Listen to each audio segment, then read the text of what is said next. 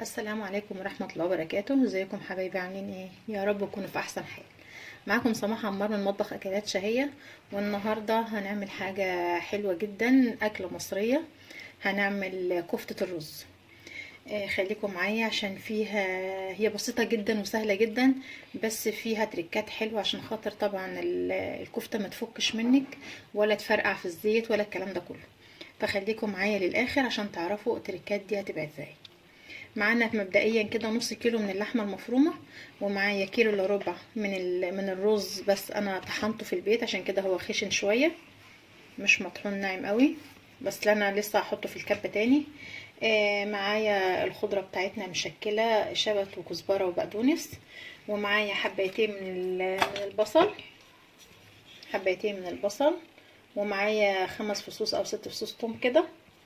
التوابل بتاعتنا: معايا ملح وفلفل اسود، شوية شطة، بهارات مشكلة، كمون وكزبرة. هنشوف بقى هنعمل ايه. هنقطع البصلاية كده بتاعتنا، نقطعها 4 ونحطها في الكبة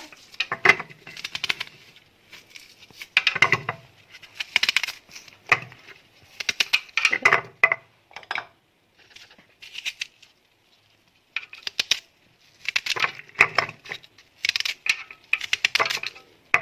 كده نحط معاها كمان فصوص الثوم. هنحط معاها حاجة بسيطة خالص من المية، هي طلعت من السخنة. نحط بقى شوية كده من المية عشان البصلايه انا مش عايزاها تبقى باينه خالص، عايزاها تبقى ناعمه جدا. انا حطيت لها بقى صغير ده كده عشان خاطر تدوب خالص. ابتدي بقى اضربها هي كده الاول.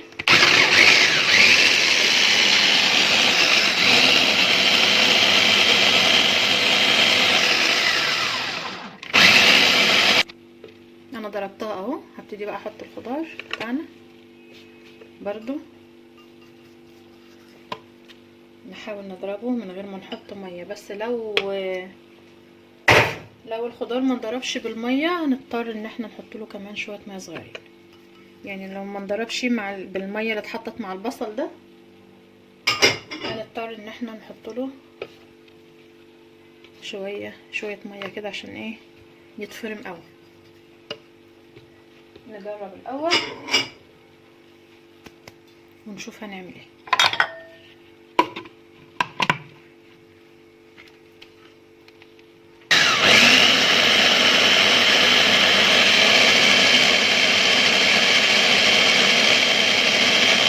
اول تركية بقى عايزه اقول لكم عليها، ان الخضره لما تيجي تعمليها للكفته تقطفي الورق بس، يعني ما تستخدميش العيدان، قطفي الورق بس زي ما بنقطف الملوخيه كده، وخدي الورق بس.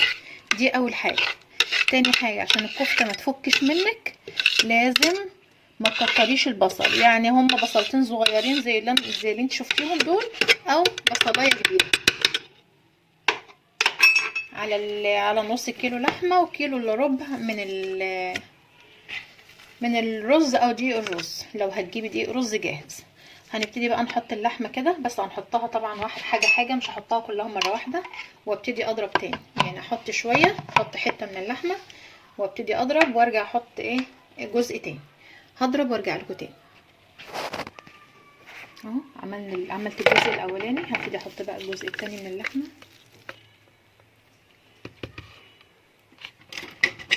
وانزل الخضار اللي في الجنب ده كده كده.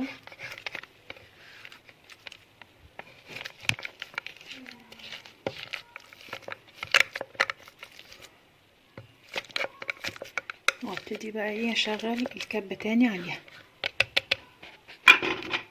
اخلص وارجع لكم. هبتدي بقى انزل بالتوابل بتاعتي كلها.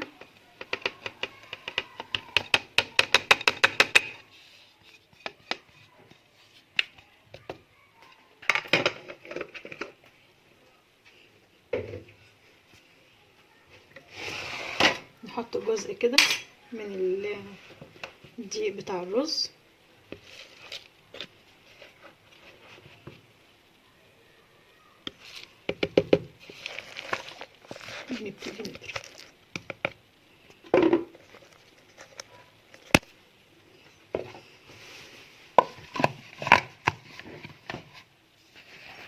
ورجعت لكم تاني حبايبي بعد ما قلبتها كلها، ضربتها كلها في الكبه، بس حطيت نص الرز بس يعني، ولقيت الكبه كده ابتدت تشتكي وتقول خلاص كفايه عليا، فشلت اللي في قلب الكبه قلبته على الرز اللي كان بره، او دي الرز اللي انا كنت طحناه بره، قلبته كله في بعضه، فبقت العجينه زي ما انتم شايفين كده.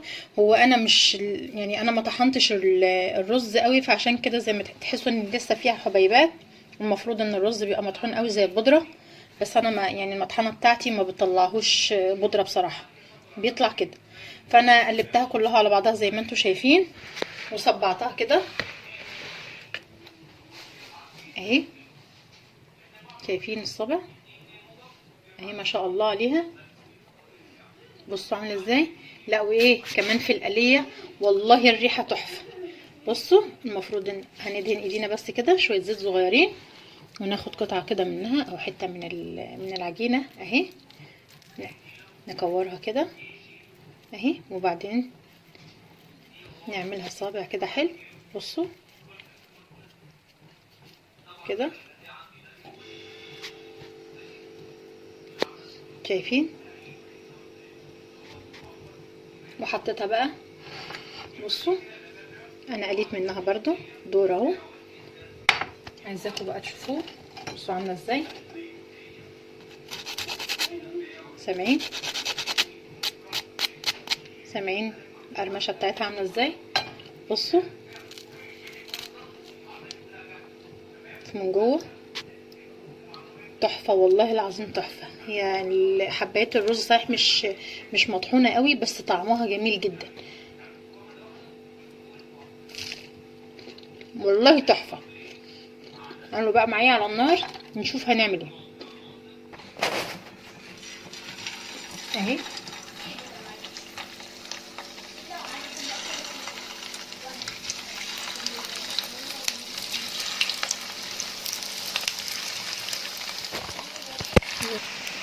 زي ما انتم شايفين كده انا حطيت الدور التاني في قلب الطاسه زي ما انتم شايفين كده. هسيبها بقى تحمر من الناحيه دي، وبعدين اقلبها على الناحيه التانيه وارجع لكم تاني. معانا بقى هنا حله صغيره، طبعا انا عندي ولادي ما بياكلوهاش في صلصه، يعني هما بياكلوها ناشفه كده، بس بيحبوا ياكلوها يعني ايه عشان يعرقشوا كده، لكن انا اللي بحبها انا الوحيده، حتى باباهم كمان بيحبها كده بتقرقش، انا بس اللي بحبها في الصلصه. فانا هعمل حبه صغيرين كده على قدي. معايا هنا بصلايه صغيره حمرتها في 3 معالق زيت، ومعايا كمان 4 فصوص ثوم دقيتهم في الهون اهو برضو.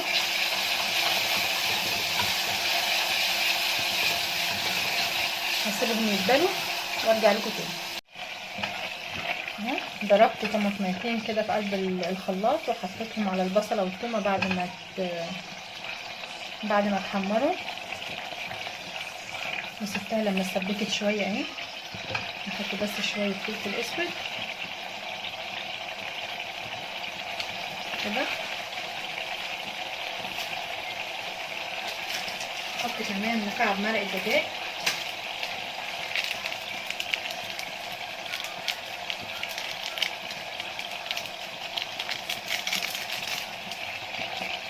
كده،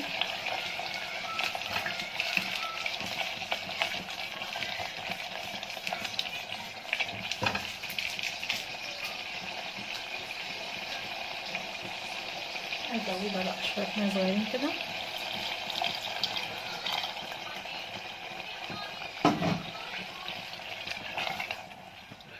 كده.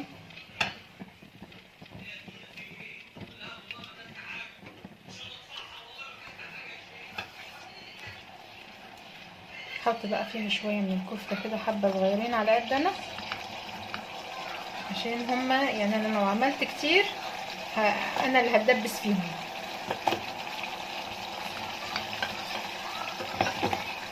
كده. بس كفايه يعني طبق صغير كده عشان لو حد حب يدوق معايا. نوطي بقى عليه النار واسيبها تستوي وبعدين نرجع لكم تاني.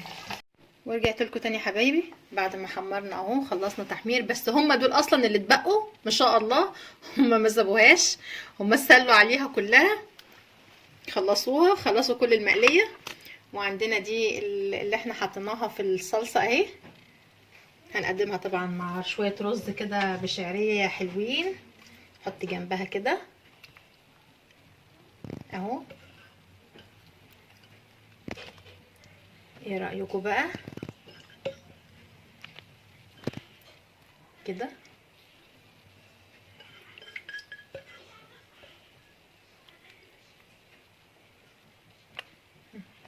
عايزاكم تقولوا لي رايكم، جربوها كده وقولوا لي رايكم. عملنا النهارده كفتة الرز ما شاء الله، يعني الحمد لله الحمد لله. الريحة والطعم واصلة لغاية اخر الشارع بجد. عايزاكوا بصوا هنا،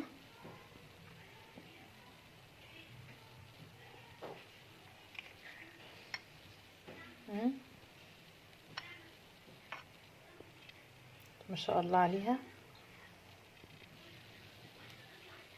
وبألف هنا وشفا على قلوبكم يا رب. عملنا النهاردة كفتة الرز، يا رب يكون الفيديو عجبكم. لو عجبكم الفيديو لايك للفيديو عشان يوصل لأكبر عدد من الناس، فعلوا زر الجرس عشان يوصل لكم مني كل جديد.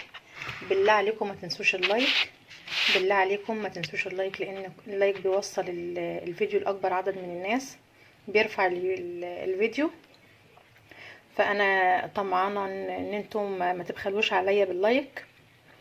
دمتم في امان الله وحفظه، وربنا يحسن ما بين ايديكم يا رب.